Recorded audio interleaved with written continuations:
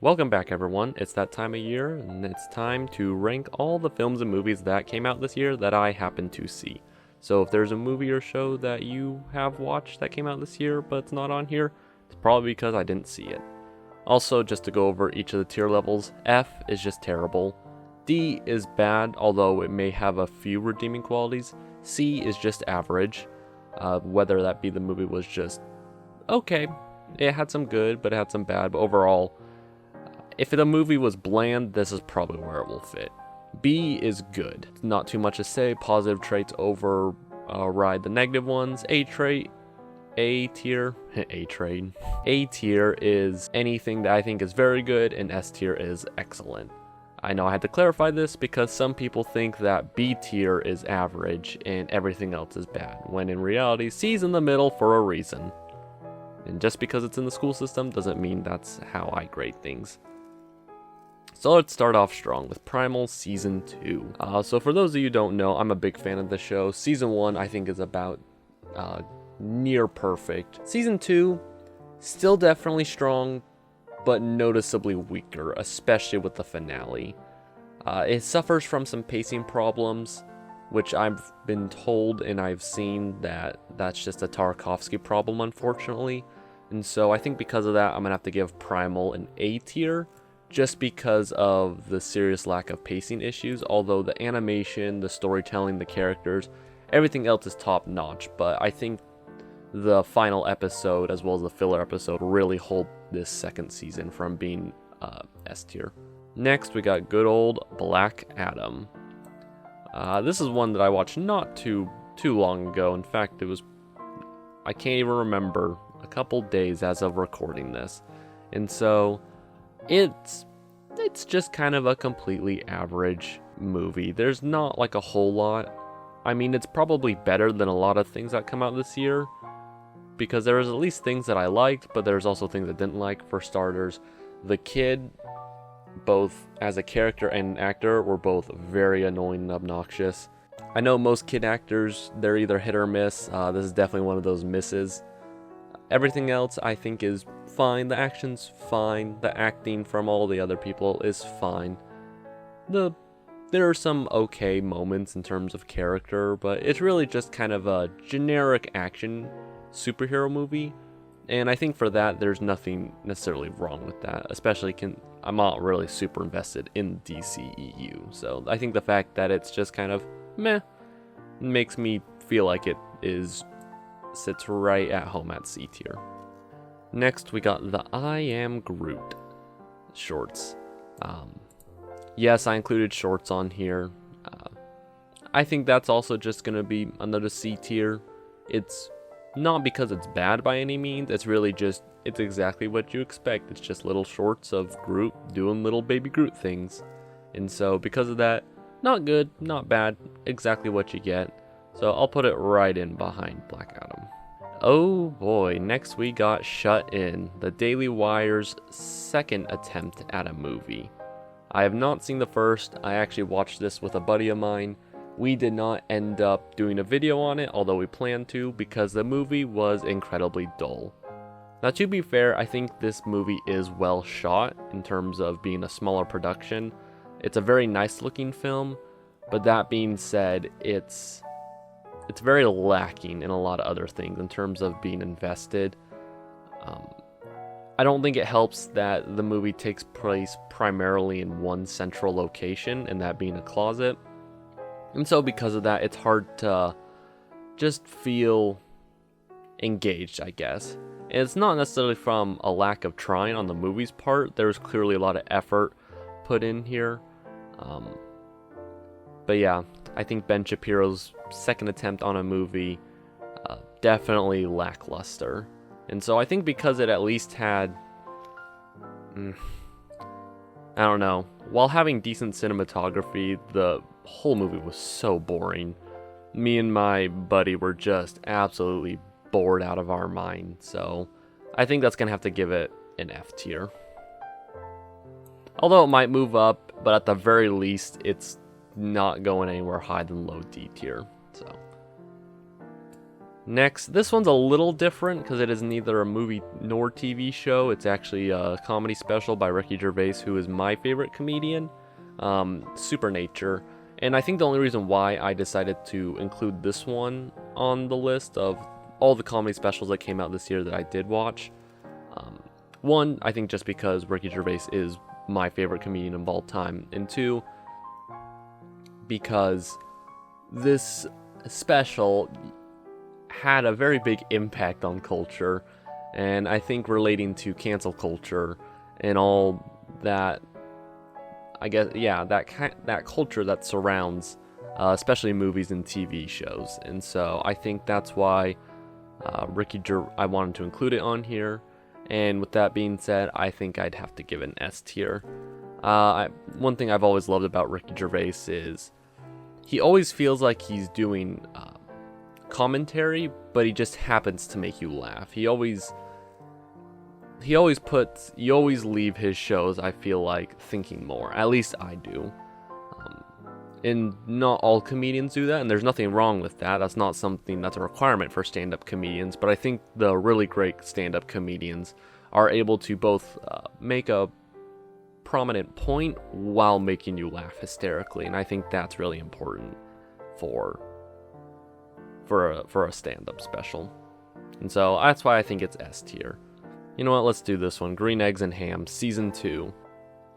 So I actually watched the first season of Green Eggs and Hams because of Shady Do-Rags, the YouTuber, which I highly recommend checking out his stuff. I think he makes some really excellent content on his channel, so I will include a link below. But Green Eggs and Ham Season 1, which he did a video on because it was not getting much attention, so I decided to check it out, and I was very pleasantly surprised. Not only was it a beautiful looking show, but also just a very funny show as well, and also just a lot of fun with a lot of heart. And so going into Season 2, I definitely had high expectations after Season 1, and unfortunately, while by no means bad, and still having plenty of good elements, Season 2 was a bit of a letdown for me. Maybe it was because I went in with too high hopes, but there are certain elements of this season, which are spoilers, so I won't go into details, that fall into those classic film tropes and storytelling tropes in general that I'm just not a big fan of. I do think there are some very well done scenes in here, especially with the characters, and there's an idea involving prejudice and conflicts with one another, often like this tribe mentality. And I think this film, or this season, does a really good job with it. That being said, I think because it was a bit lackluster, especially compared to that first season, I'm going to have to put it at B. Although I wish I could put it higher. Next, I'm feeling... Let's get another short out of the way. Zootopia Plus. I think just like I Am Groot, it's exactly what you expect. It's a bunch of little shorts from the world of Zootopia, and there's nothing wrong with that, but I really can't say that there was anything that really stood out to me about it. Although I will say I think it is funnier than I Am Groot. There are quite a few moments that made me genuinely laugh out loud, but it was really just a handful of moments, and I think because of that, I'll put it above I Am Groot, but nothing higher. In C tier, nothing bad, but I would generally say if you're interested in the things I'm putting in C tier, you probably won't regret it. I've always been told, and I definitely feel this, that I'm probably a lot more cynical and critical of things than other people. So if you're just kind of a casual general viewer, or you just want, some fun bouncy little shorts for either you or for your kids or younger siblings or whatever, these C tier will definitely do that for most of these. Let's go ahead and do the Cuphead show. The Cuphead show, I did not think they were going to be able to release all 3 seasons in 1 year, and so I was kind of expecting for this tier list, Season 1, Season 2, Season 3. So this will include all 3 seasons, although I will go over each of my thoughts on each individual season. But overall, I think Cuphead it's an A tier show. It reminds me of the classic Looney Tunes days, with having some really excellent slapstick comedy as well as some pretty funny jokes. Season 1 I thought was definitely good. I've never played the games, I'll be the first to admit it. But Season 1 I thought was quite enjoyable. Season 2, however, I thought was much stronger than Season 1, having some of not just the funniest reactions in the whole series up to this point, but also I think just some of the funniest facial expressions just in physical comedy alone. I'll include maybe a small montage right here of some of them.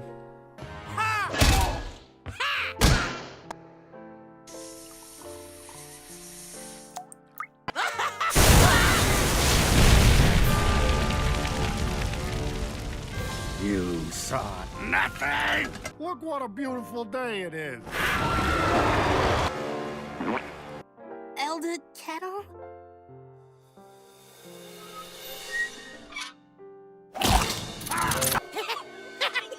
That's a good one! It does! And Season 3 I think was stronger than Season 1, although for me personally it did not reach the highs of Season 2. But I highly recommend checking out this show. I think if you're gonna pick any show or movie on here in terms of for comedy or slapstick, I think the Cuphead show is definitely the best one to do that. And I think the only reason why I'm not putting it above Primal is because of Primal Season 2. I think it's a lot different in its approach. It is hard because they are trying to accomplish two very different things, but putting it below Primal Season 2 is by no means a dig at Cuphead. Another recent one I watched was Night of the Museum, Rise of Kamutar, however you pronounce it. Basically a straight to DVD equivalent of Night of the Museum. Not a whole lot to say to this one, it's just kind of a generic movie. The animation's certainly pretty, and there's definitely a couple decent jokes. I feel like if the script was revised a handful of times, or even just one more time, I feel like this movie would be a lot stronger. But there are certain moments in it, at least joke-wise, that you just either like really groan. I think it's also really distracting that none of the original cast from the original movies came back, which, you know, I think makes sense for some of them because they are big enough. But it almost seems like they didn't even try. This definitely feels like a pilot movie, trying to kick off like a Night of the Museum series, which I think could be interesting. But on the same hand, I feel like the original trilogy definitely had a good ending and closure to the series, and so I think because of that, I'm gonna have to give it a D. It's just kind of boring, and it's very like corny and cheesy, and I think because of that, I don't think I can put it any higher. Since we're talking about straight to streaming services, Pacific Rim: The Black Season 2. I did a video on the first season a while back ago. That's when I was still trying to figure out how to do this because I have it so well put together now. But Season 2 in some ways is certainly stronger than Season 1, I think in terms of character moments. But in terms of being a Pacific Rim series, this season was incredibly lackluster, with having almost no action, with a very underwhelming finale. Which is, I think, disappointing, because this season definitely had the right idea in terms of character. But for action, it was definitely lackluster, which normally I will always pick character over action, but with Pacific Rim: The Black, especially when your whole series is based off Pacific Rim, which, while not the greatest movie by any means, certainly found a fine balance of action and human character development, and I think because of that, Season 2 is, overall, I think I would say Season 2 is better than Season 1, but not by a whole lot, with the major drawback being the lack of action. And so I think because of that, I'll put it over the two Disney shorts in C tier, but not more than that. Let's go ahead and do the Guardians of the Galaxy Holiday Special. It's fine. I think it's certainly better than a lot of Phase 4. Granted, that's not saying much. I laughed at a couple of the jokes, although some of them like really hurt and were painful to listen to, so not much higher. I think this special definitely has a lot of heart to it, and I think the emotional aspect of it really lands. And I think the comedy, while painful at some moments, it doesn't come at inappropriate moments and take away from those emotional moments. When there is an emotional moment, James Gunn lets that emotional moment play out. He doesn't try to interrupt it with terrible jokes, and so I think because of that, I will put it. I'll put it in low B. You know, Christmas spirit. Maybe by the end of this, I'll look at everything and be like, it doesn't deserve that. But I think it's worth at least one check out. But I don't think I think you'll enjoy it if you watch it. But I also feel like you won't really miss a whole lot or not be as invested in Guardians 3 if you don't see it. With that being said, Guardians 3, I'm actually very excited for that. I know I've been a bit of a grouch when it comes to Marvel recently, but, you know, they've been making garbage, so that's why. But I'm extremely excited and nervous for Guardians 3. Guardians 3, even before Endgame, or after the announcement of Endgame, was really the only last Marvel film I was highly anticipating, so I hope James Gunn does not let me down on that, just like he let the fans down at DC. Kenobi. The video I had a review planned for and got about almost the way through and decided to scrap it because I just didn't feel like it was worth it on Kenobi. Kenobi, as someone who has not a huge Star Wars fan, but is semi-knowledgeable about the lore as well as the characters and everything, Kenobi is just flat out terrible. There's not a whole lot to say about that. Really, it should be called the Reva Show because the main star arguably is Reva. Kenobi has a ton of issues in terms of, I mean, for starters, it's not a pretty looking production. There are some editing decisions that you can clearly tell went both into the choreography as well as the action, or just visuals, and you wonder why would you do that in terms of putting like a cloudy, dusty filter over the screen. It just makes your show look all ugly, which I think would work better for maybe a show like Andor, which is intentionally meant to do that, but it just is used as a way to clearly hide up any flaws in the choreography, as well as going in and adding a post-shake effect during the final duel with Kenobi and Vader. The whole story and just everything just does not work. It's all very, not just lackluster, character assassinating. I think the reason why it's definitely going in F, don't get me wrong. Definitely below Shut In, because it turned a well-established, very interesting, cool character into a bumbling old fool in order to try to retcon him from the original. And it wasn't just Kenobi, just every character, no matter how minor, just was completely assassinated in this show. And so Kenobi, F tier. I don't feel guilty about that one. Let's go ahead and hit the other Disney Plus live action series, Book of Boba Fett, which will also be F tier. Although granted, I think Book of Boba Fett is worse than Kenobi, but at least Book of Boba Fett, Book of Boba Fett still does not look good, at least for a Disney production, which should have access to more than enough resources to at least make their products look good. And some of the decisions they just make. Although I think Kenobi is still worse just because of the fact of I've never really given a crap about Book of Boba Fett. I've never really understood the hype. Don't get me wrong, he's cool, but you know, there's only so much that can really be carried by the coolness factor, especially when he hasn't had much screen time. And so Book of Boba Fett, you're going in above Kenobi, but you're staying below Shut In. which that's not exactly a flattering place to be.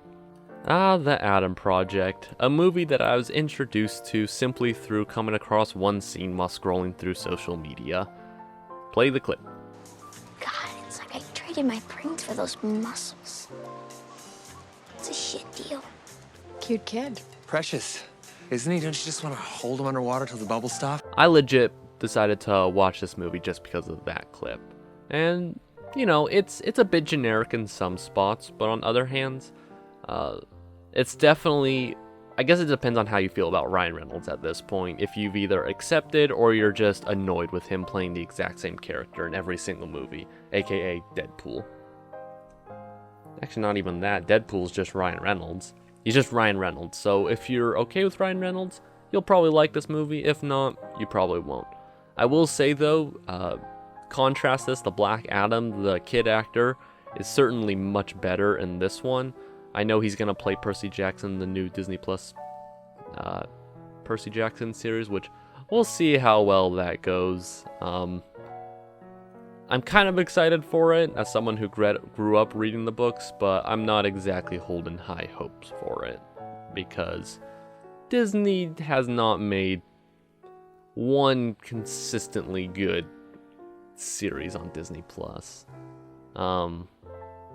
And yeah, I don't think I'm going to be proven wrong for any of their upcoming projects, so I feel pretty confident in stating that opinion. But Adam Project, it's enjoyable, it's fun, it's dumb, but it also has, I think, just enough heart where it's more than just a sci-fi action movie. I think because of that, it'll go above the Guardians of the Galaxy Christmas special, but behind Green Eggs and Ham Season 2. Since we're on the topic of Disney, let's knock this one out. Turning Red, the movie that generated so much controversy on both sides of people making a big deal about this film, only for it to be just a painfully average movie. Yeah, I don't know. I was kind of hoping that this movie would either be like a great film or just a flaming disaster that everyone was like getting all fussy over. But no, it's just kind of your generic coming-of-age story, which apparently not even the directors and creators of this film think it is. They think it's a story about girls going through puberty and about periods, which is where a lot of the controversy came from, when that's really not the case. It's really just another coming-of-age, finding who you are story. Yes, they mention a couple jokes about girls being on their period, but it's not like the whole story revolves around that. It's really about finding out who you are as you hit puberty, or really more as you just grow up. It's just the puberty is more of a way of how the story progresses along. The animation is beautiful. I know some people didn't like the art style. I actually like the art style. I think this movie's biggest strengths are the art's facial expressions, with quite a few I think being very funny. But it's just kind of a generic story. It's kind of cringy in some aspects. Like, yes, I get it, kids are cringy. And I guess some of the ways they decide to defeat the bad guy is very corny and cheesy. Which, don't get me wrong, I always appreciate a good layer of cheese every now and then. But Turning Red, just kind of fine. I think I'll put it above Black Adam, because I think it's while kind of a generic story, I think it is something that everyone can relate to, and I think it's at least worth checking out. By no means great, but by no means terrible. Just another one of those average movies that was at the center of a lot of controversy that it did not need. Werewolf by Night. This was a video that I did, so you can check that out if you haven't. But Werewolf by Night is actually one that I very much enjoyed. Again, I don't think it's great. A lot of people, I think, were definitely overhyping this special, and I think part of that is because of Phase 4 ranging from okay to absolutely terrible, potentially MCU killing if you look at the box office numbers. But Werewolf by Night, I think, was a pleasant surprise. I think I do agree that the biggest praise that everyone gave this one is that it didn't feel like a Marvel product. And I think because of that, I think it helps stands out. It definitely feels more like an homage to classic horror movies, especially since I just recently watched a ton for the Halloween event that I did this year in October. So I think because of that, I think Werewolf by Night definitely deserves high B. Some of the characters aren't fleshed out, and I'm not a huge fan of the werewolf design, and I think some of the humor definitely is cringy, and not really lands most of the time. So I think that's why I put it at a like high B, because I love the homage to just old horror movies, but I think the humor in general and just the lack of depth and intrigue that a lot of these characters have a lackage of just prevent it from being higher. I think if some of the characters were certainly stronger, I think this would be with an A tier or possibly S tier. But I think that's where it sits. It's probably the next to No Way Home. I think it's definitely the best of Phase 4. And like, again, normally that does not mean much, you'll see later, but I think in this case, I definitely mean that as a compliment. I think it stands out even above a lot of just kind of your run-of-the-mill Marvel movies, which are good popcorn entertainment, but not much. And so, yeah, I would recommend checking out Werewolf by Night if you haven't already. For those of you who don't know, Beast is a movie about Idris Elba and his 2 daughters. I can't remember his name because the character was not very well, being hunted by an angry lion. And honestly, this movie definitely surprised me. I watched it with my roommates at college, and as we were watching it, we were expecting your generic run-of-the-mill monster movie, not offering a whole lot, but being just fine. But instead, while the characters are not a whole lot to go on, they certainly do have some effort put into them. There's no denying that. But in terms of the cinematography for this movie just really impressed me. Almost the entire movie is composed of long single-take shots, which if you've ever shot anything, especially an action scene, that's not an easy task to do. And so the fact that not only is it just pretty much every action scene is just these long panning shots that don't have any cuts in them, which really is impressive considering this movie has a much smaller budget. And I think because of that, I think the cinematography, this is definitely, in terms of cinematography, this was the surprise of the year that I was not expecting. And I think because of that surprise, I think I will have to put it over Werewolf by Night. I would probably go back and watch Beast before Werewolf by Night. It was just engaging and fun. But also just, I think the fact that this movie took its limitations and really worked with them, I think really shows that you don't need these big budget shows and movies in order to make a decent or even good product. You can still have these good shows and stories to tell, even if your budget is lackluster. If anything, the shows this year that have had much smaller budgets seem to be the much better ones compared to the much bigger end products. Minions, the greatest movie of all time. And just like Zootopia and I Am Groot, it's exactly what you expect. Heck, it's actually probably like Godzilla vs. Kong, where you see it and you know exactly what it's trying to be, and it's not trying to be anything else. And it does that thing that it's trying to be well. Although I think Godzilla vs. Kong does it better in what it's trying to do, which is just a big, dumb, fun action monster movie, versus Minions. You look at the Minion trailer and you're like, that's the movie I'm gonna get. I know I'm probably being crucified up on the cross right now for saying these things, but Minions, it's fine. I don't know, you can't really criticize it that much when it doesn't really attempt to be much. I probably would watch it over the 2 Disney shorts as well as Pacific Rim: The Black, so yeah, just right snug in the middle of C tier. Not a whole lot else to say about Minions. Now let's talk about the king. Good old Elvis Presley.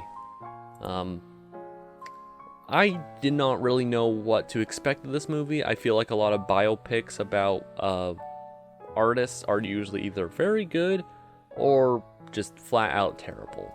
And because of that, I was always interested in Elvis, especially considering I do enjoy a decent chunk of his songs. So I didn't really know what to expect with him.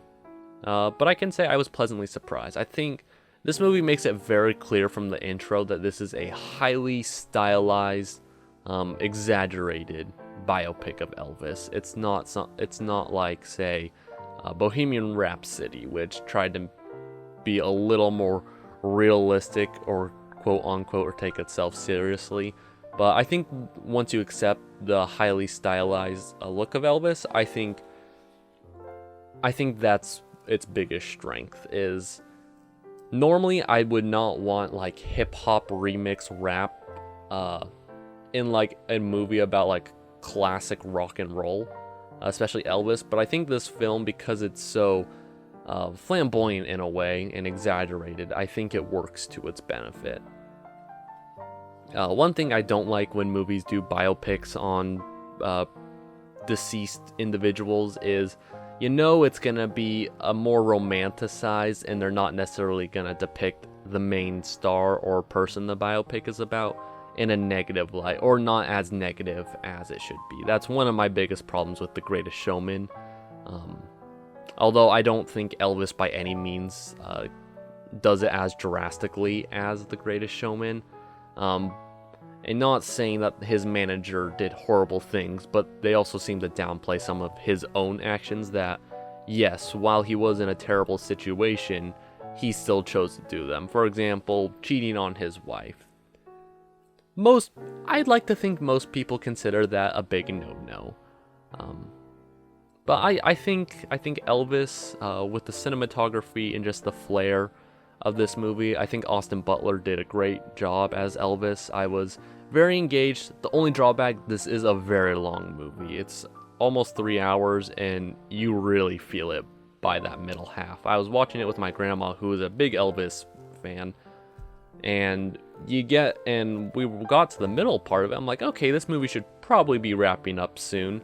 We were only halfway through, and so the fact that I'm like, ugh, was kind of dreading that second half, but I was still mostly engaged with it.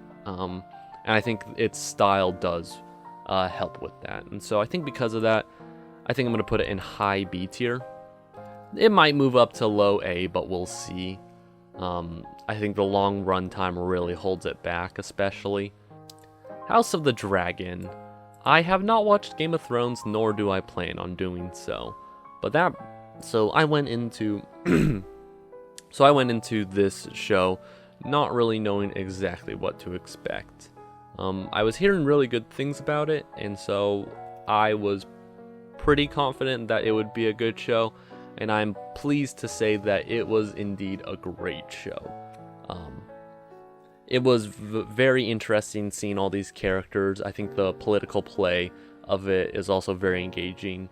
A lot of the strengths of this one are, from what I hear, the strengths of the first couple seasons of Game of Thrones, is this political chess game that everyone is playing, especially right now. And I think each character, you totally understand where each character is coming from with each decision that they make. Even the most unlikable characters, you see exactly why they are doing that thing. And while you may not agree, you're not necessarily hating this character because you fully understand why they would do something like that. So I'm gonna say House of the Dragon is S tier. I'm gonna put it over Ricky Gervais' Supernature special. But House of the Dragon is a great show. If you're old enough, definitely recommend it. But if you're old enough. Jurassic World Dominion. Wow, what can I say about this one? This is easily the worst Jurassic World movie in the franchise.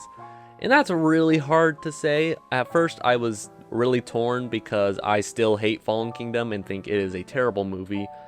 But Dominion's worse, and I think the main reason why is while suffering from a lot of the same problems as Fallen Kingdom, the biggest is at least Fallen Kingdom was about dinosaurs. It was a bad and stupid story about dinosaurs, but at least it was about dinosaurs.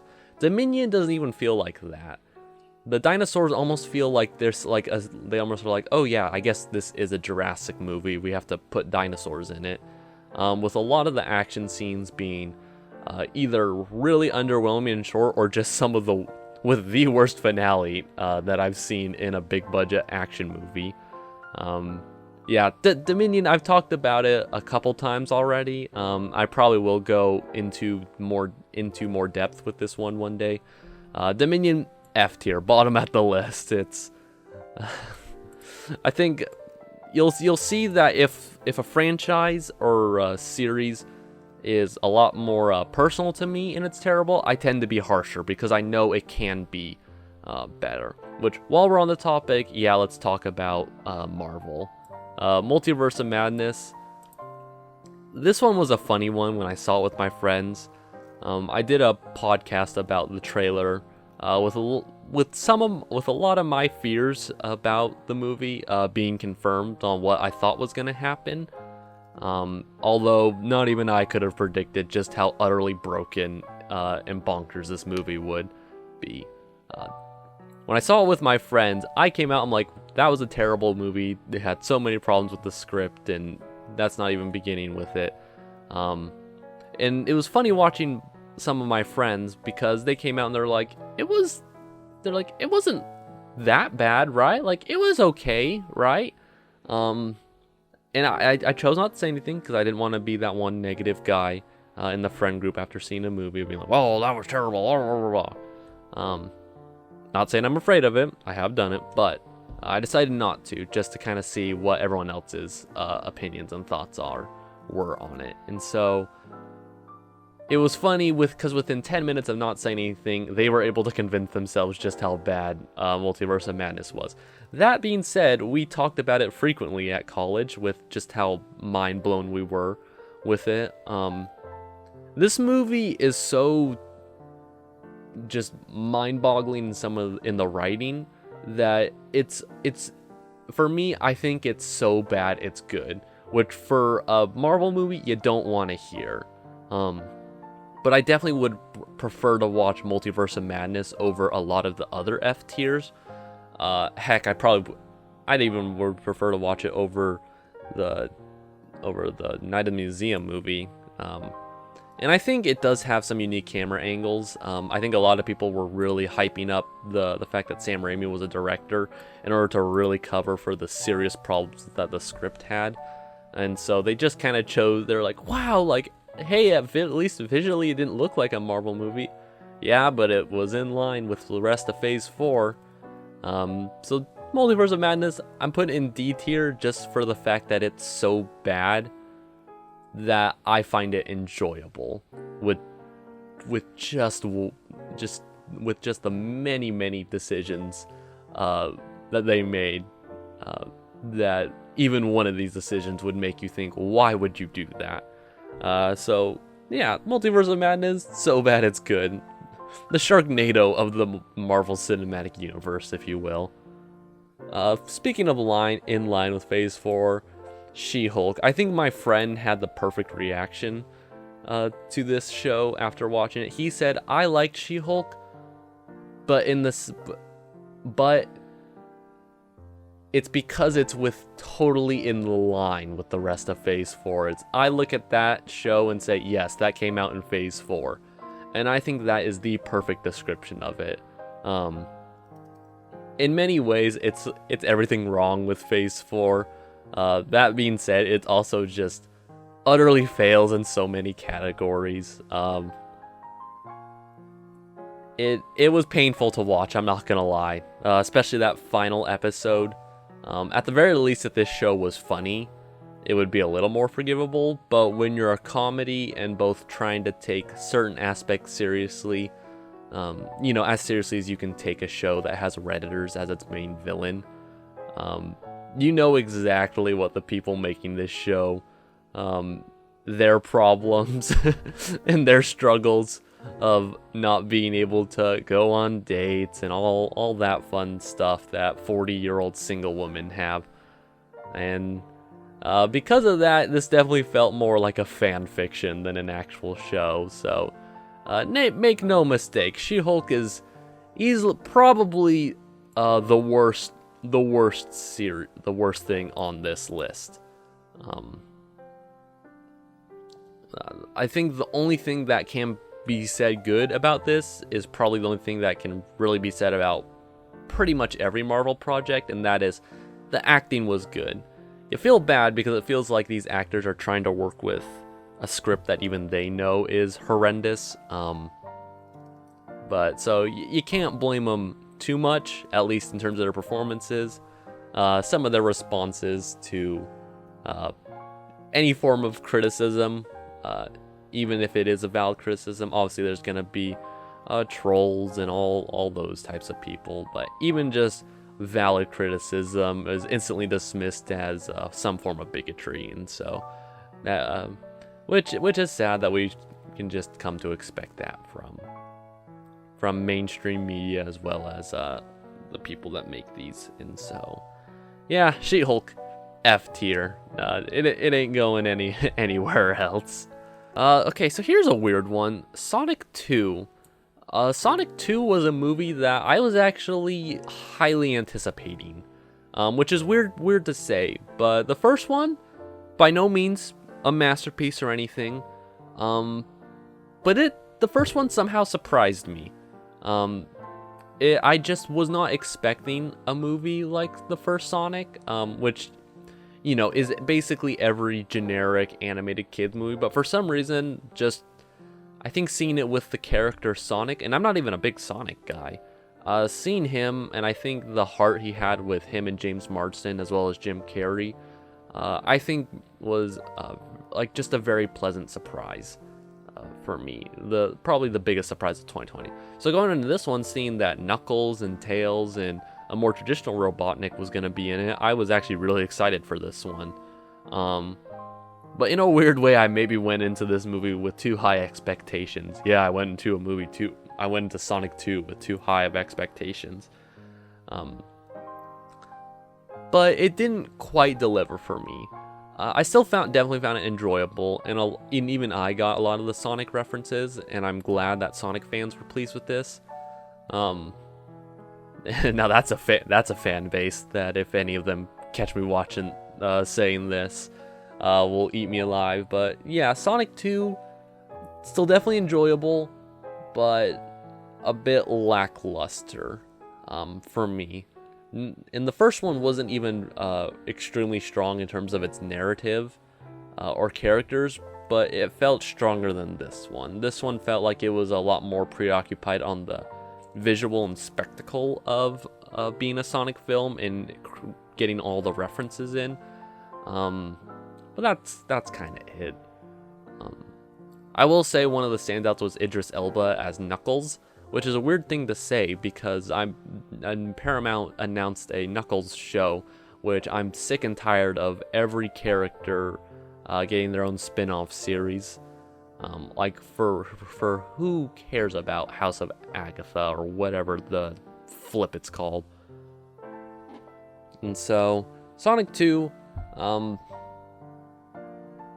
think I enjoyed it more than I definitely enjoyed it more than Turning Red in the Guardians of the Galaxy Holiday Special, which I'm actually gonna move it at high C, but move the Guardians of the Galaxy also in C. So yeah, that's kind of where I'd put it. Enjoyable, and I think this for me was maybe just me going in with too high expectations for a movie that wasn't even that great to begin with, which you could argue that's not fair, but you know, my tier list, I'm doing it. This is my bias for it. Camp Cretaceous Season 5, the final season of the Camp Cretaceous series.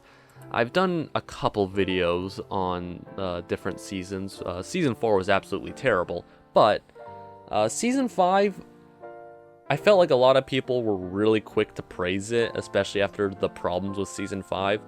but it still had a lot of those same problems with the robots and the fact that this is supposed to be canon to the Jurassic series. Make no mistake, it's leagues better than Dominion, because at least Season 5, with all its flaws and how dumb it is, it fully embraces the madness and gives you exactly what you want, a big dinosaur battle royale. And I think because of that, I have to put it at low B tier, just behind Adam Project. It's by no means like terrible. It still has a lot of the same flaws, but it still also has a lot of the same strengths as every season of Camp Cretaceous, and I think that being the characters, at least the main cast of characters. I believe this is our last set of shorts, Tales of the Jedi. It's a series of shorts following the Clone Wars characters, specifically Dooku and Ahsoka, and I really enjoyed it. For shorts, I think these were good dives into each character's backstory, kind of finding out more, especially with Ahsoka being one of the best written characters in Star Wars. I think it was good to see more of her, I think, as well as Count Dooku. I think seeing his turn to the dark side was also very interesting to see. Definitely kind of reminded me of Anakin. So I think because of that, I'll put into A tier. I think the reason why I'll put at the bottom of A tier is I just feel like I can't give it more than Cuphead or Primal, just because it is a bunch of shorts. So I feel like A is the highest, unless these shorts were absolutely hitting it out of the park.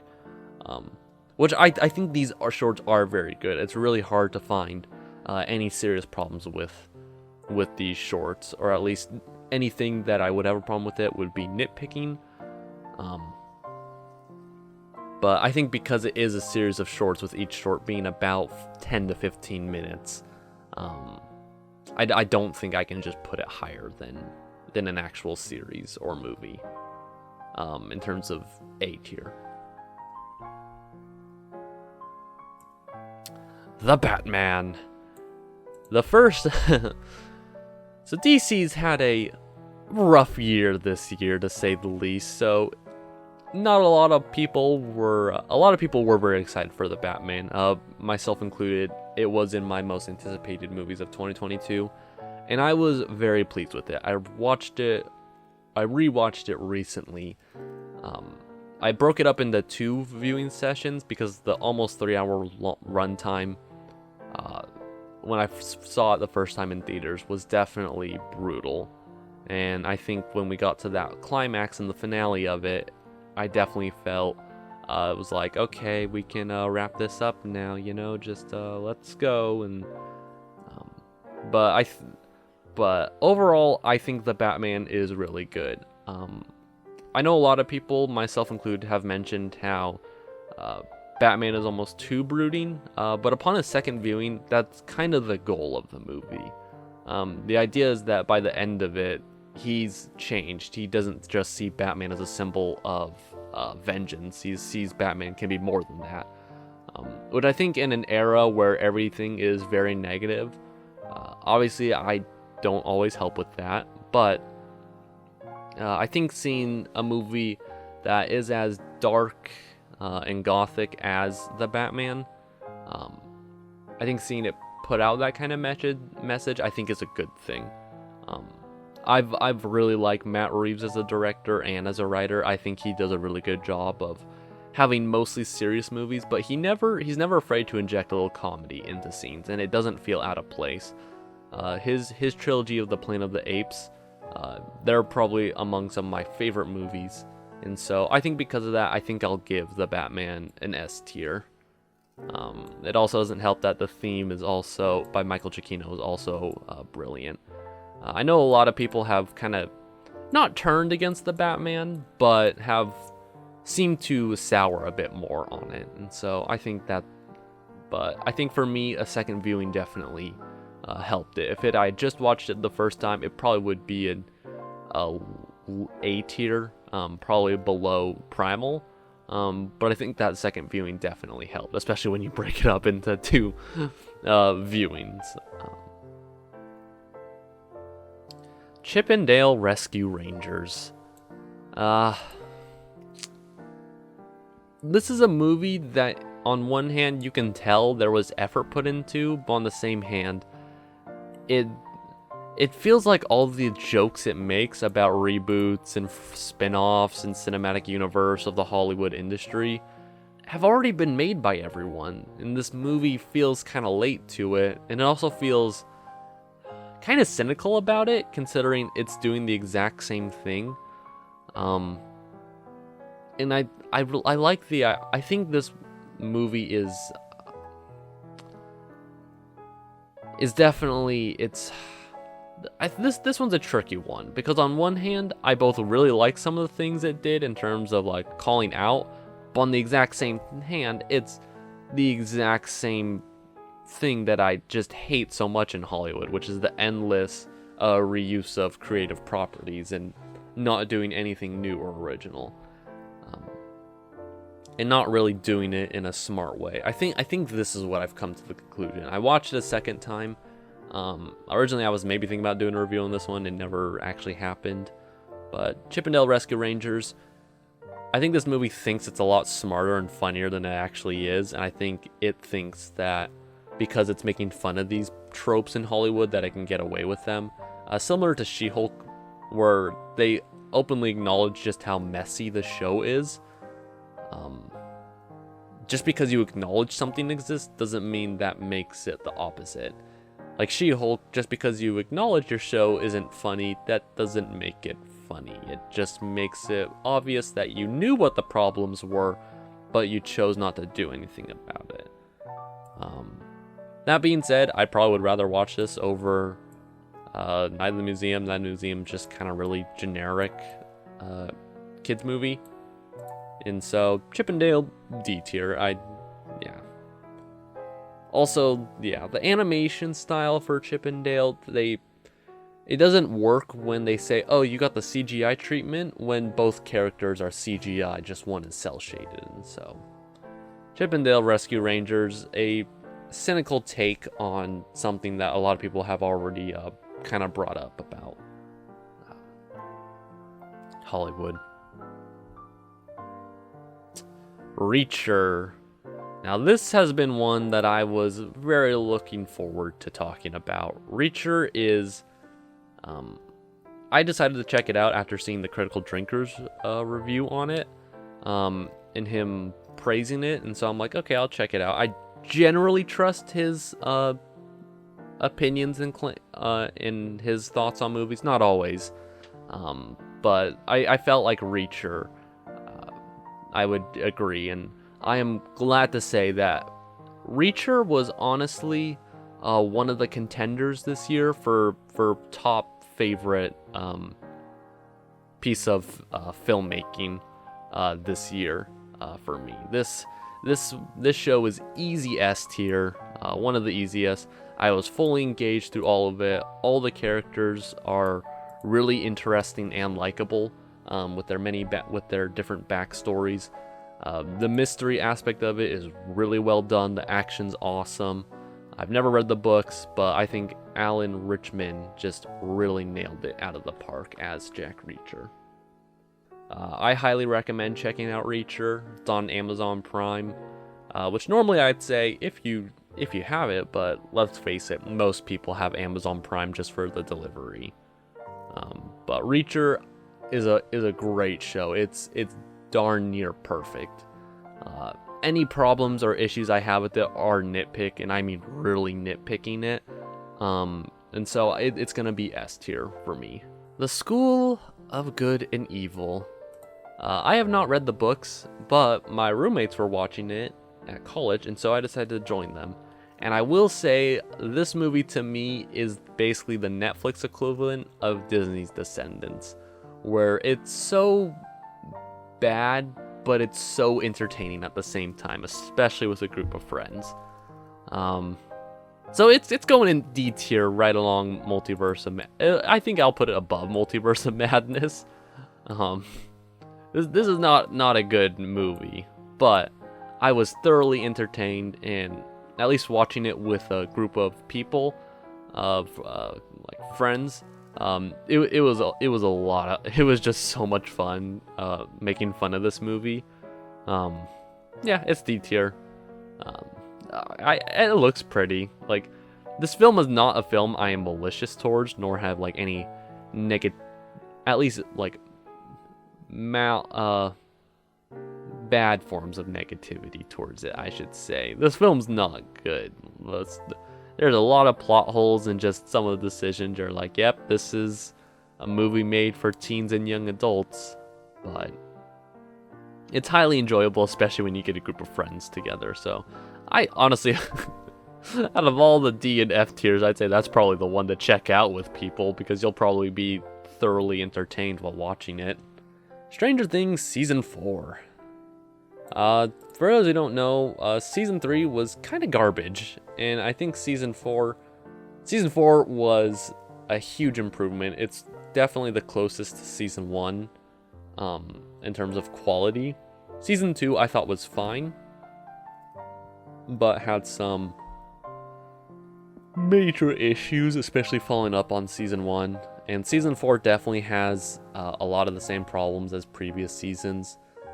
Namely, it doesn't really seem like the show doesn't know exactly what to do in terms of its villains in power scaling, because they make these incredibly tough monsters or bad guys, but there's only one person that can stop them, which is 11.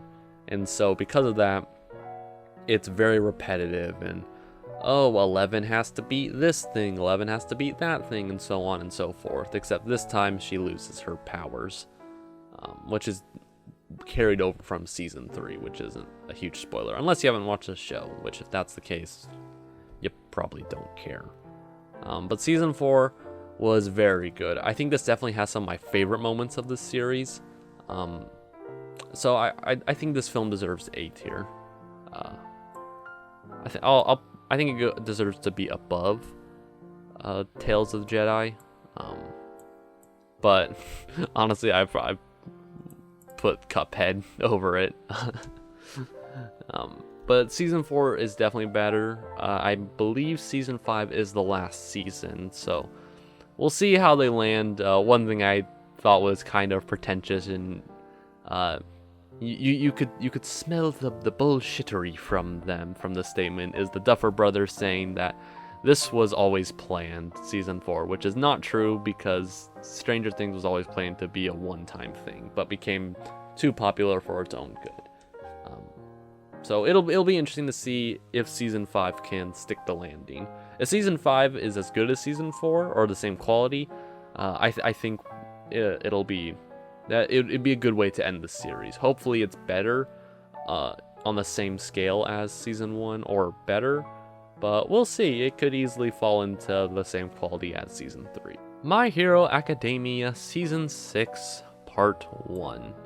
So this one's a little weird because they're breaking this season into 2 parts. It's 25 episodes total, but 12 to 13 episodes per part. I don't remember the exact term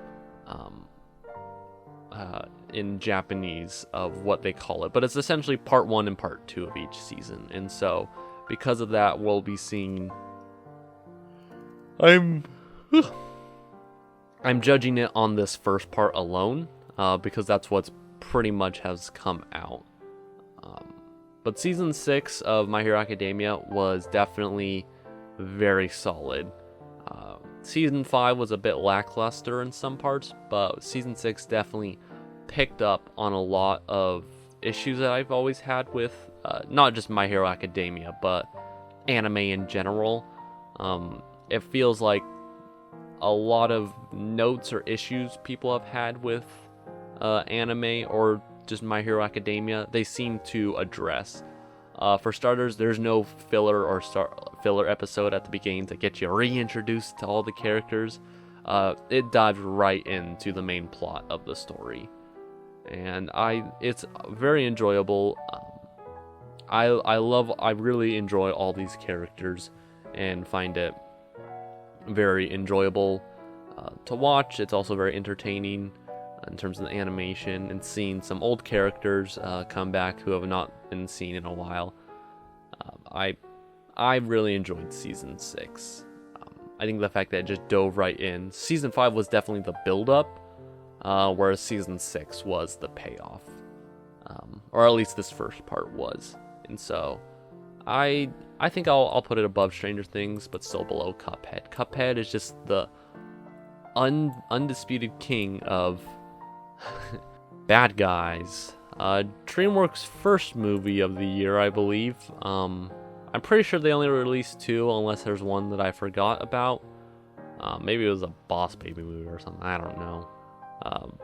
But bad guys. This one for me was, I saw the trailer and I was excited for it, and I saw it and I had some pretty high expectations, and generally my expectations were met for the bad guys. I really liked this particular message that it gave, and it's weird to see an animated movie, you know, meant for families or kids, have their characters take more responsibility for their past actions than certain other characters. Wanda. But the animation in this is absolutely beautiful. I was thoroughly entertained. It was very funny. And it had a lot of heart and emotion, and some of the emotional moments like really hit me, I think, just because of the particular message that it decided to portray in this one. And so the bad guys, A tier. Honestly, I probably enjoyed it more than Primal. By no means perfect, but for me, I really enjoyed the bad guys, which I also made a video about, which you can check out if you haven't already. While we're on the topics of DreamWorks movies, Puss in Boots, which has been dubbed the Logan of the Shrek universe, which, one, Shrek 2 was a thing, so Shrek 2 is still better, and I personally still like Shrek 4 more than Puss in Boots. But Puss in Boots, but that's not to dock Puss in Boots, The Last Wish. This movie is still great, and I think I generally agree with the praise that the movie has gotten. It's A tier, so don't worry, people who like really love this movie. I just saw this one yesterday as of recording this. Puss in Boots: The Last Wish was definitely a great movie. It was really funny. The animation is absolutely gorgeous. I think that goes without saying. And I was actually pretty excited for this one. I did mention in, I believe, Top Gun Maverick review that it was one of the movies I was actually looking really forward to. Either that one or The Bad Guys. But Puss in Boots: The Last Wish. I really liked the themes that this one did. I think the bad guy won't. I think the themes and ideas that these two DreamWorks movies play on are both. They both connect to me personally. I will say there's one character in Puss in Boots, The Last Wish, that is, you'll know who it is, but you know he's gonna give kids nightmares, as well as a lot of people are probably gonna say he's the coolest character, which, yeah, his introduction, his musical motif that follows him whenever he's on scene is all just awesome. And so I think the only things, I've had time to think about Puss in Boots: The Last Wish. I think yesterday I would have said I probably prefer Bad Guys, but this one I might prefer Puss in Boots 2 a little more. But it's hard to say for me. This one's kind of a toss-up. I feel like it just kind of depends on the day. I think thinking about a gut feeling, I probably would. I think I'd go with Puss in Boots. Although I did really enjoy The Bad Guys. But I think these two are the types of movies where it's just gonna depend on my mood for that particular day. But I think as of right now, I would probably go back and watch Puss in Boots over Bad Guys. But that's not to dock anyone. I think both of these films are still very good, heck, even great films, or at least in my enjoyment. The Sea Beast, Netflix's generic How to Train Your Dragon movie. The animation's pretty, but you look at How to Train Your Dragon, which is probably my favorite movie of all time. But How to Train Your Dragon is a very traditional and cliche story on paper when you look at it. But when you look at the execution of that movie, you really see how use of cliches or already done story ideas is not a bad thing. It's all about the execution. And CB shows that that story, when you do not execute it the right way, is as generic as it is. I'd say the only thing this movie is worth is the visuals and animation. The action scenes are a lot of fun and they're all very well done. But Sea Beast, kind of generic. I probably would watch it over Turning Red, but I think Turning Red's the better movie. And I think it's just frustrating because the Sea Beast, there are certain things that if they did it right, or if they changed, I think it would be a lot higher. I don't think it would ever reach the same levels as How to Train Your Dragon, but if they just changed, for example, I think if the monster had more of a personality, I think this would have helped the film a lot more. But because it didn't, it was kind of it didn't help the movie. It definitely hurt it. Whereas you can look at Toothless and say, oh, Toothless has, so much personality to him. Whereas Red, the brilliantly named monster, does not. And so that definitely harms the film.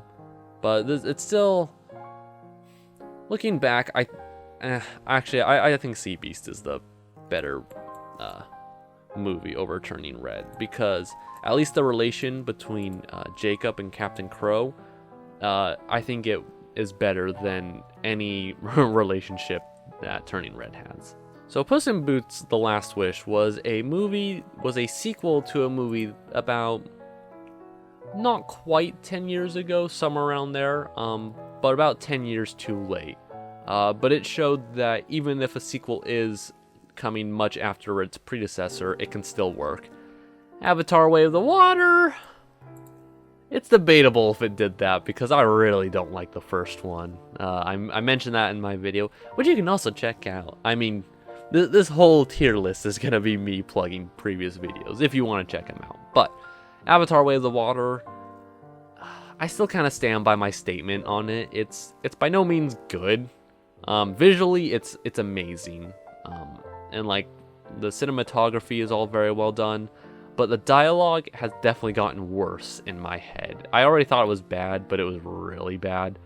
And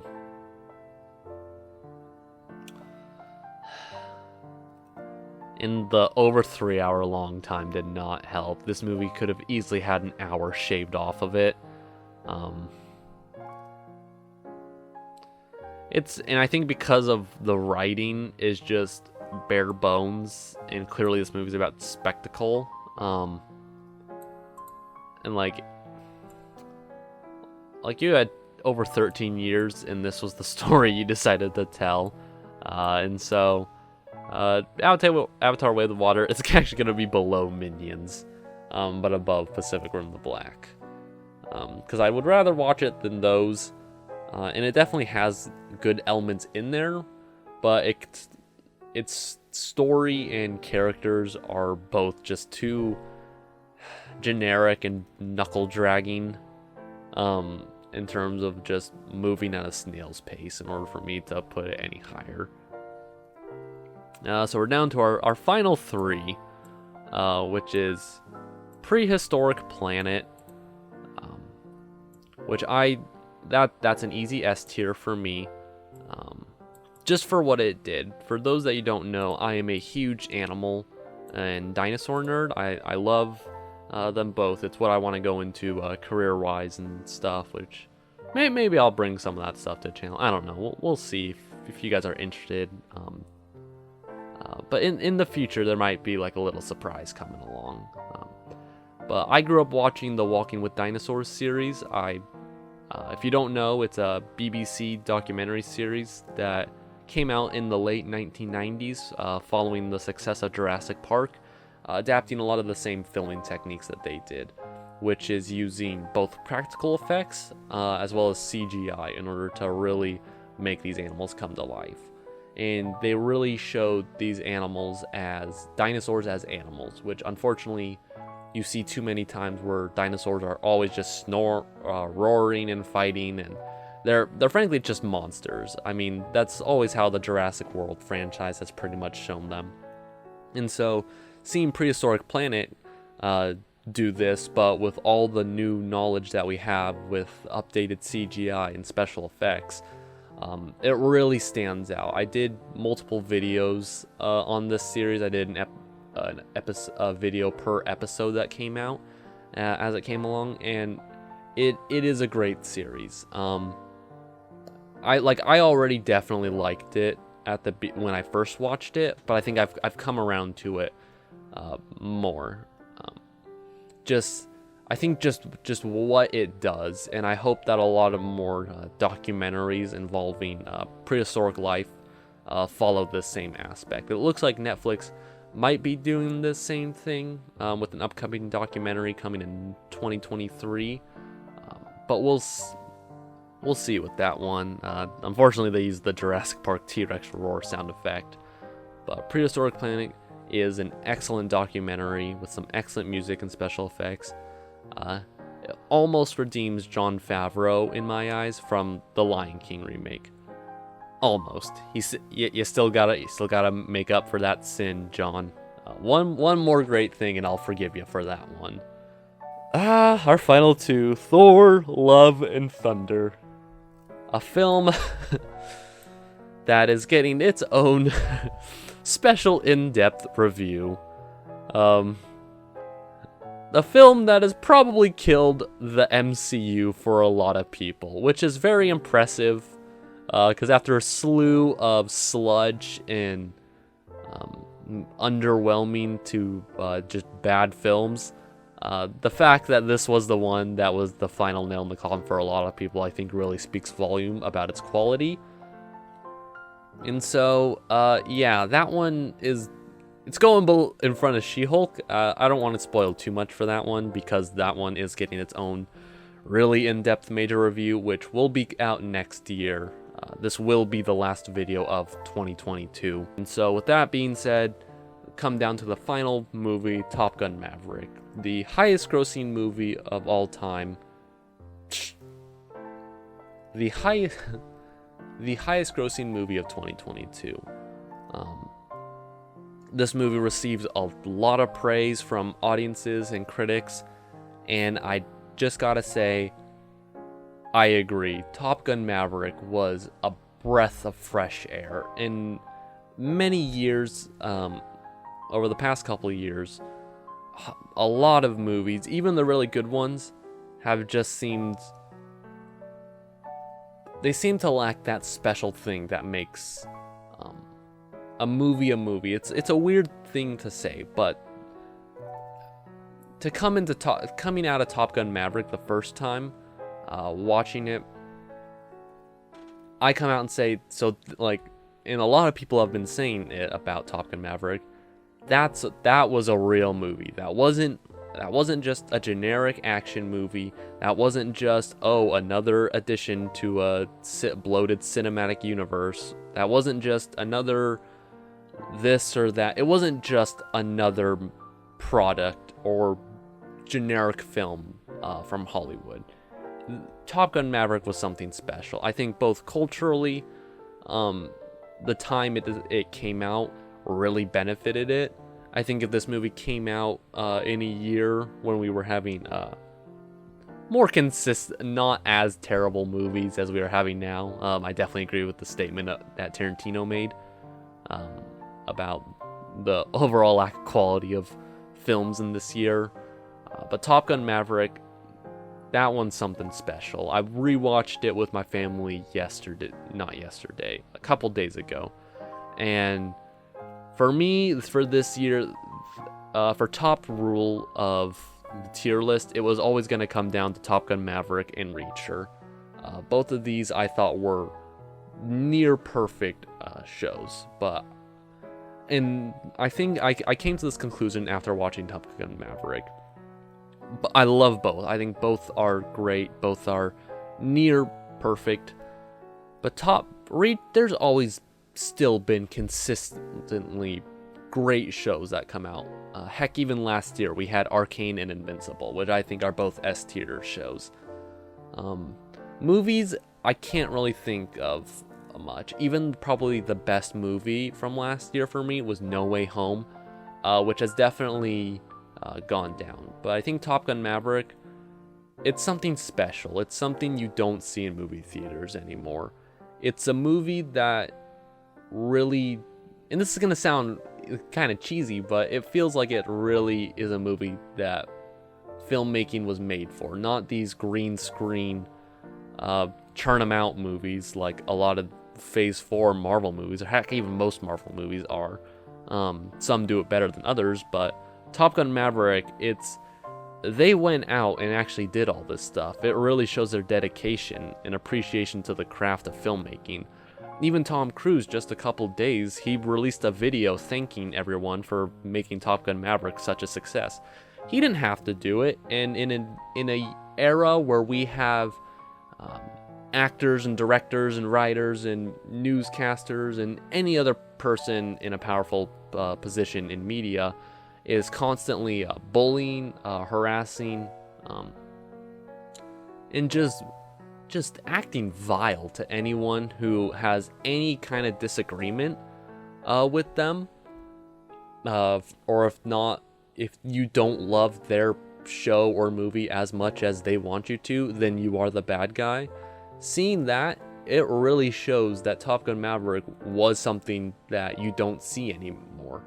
In Top Gun Maverick, there's a line where one of the generals says, "You're the last of your kind, Maverick. You're heading to extinction." And it definitely feels like that with this movie. This feels like a movie that we are not gonna get again.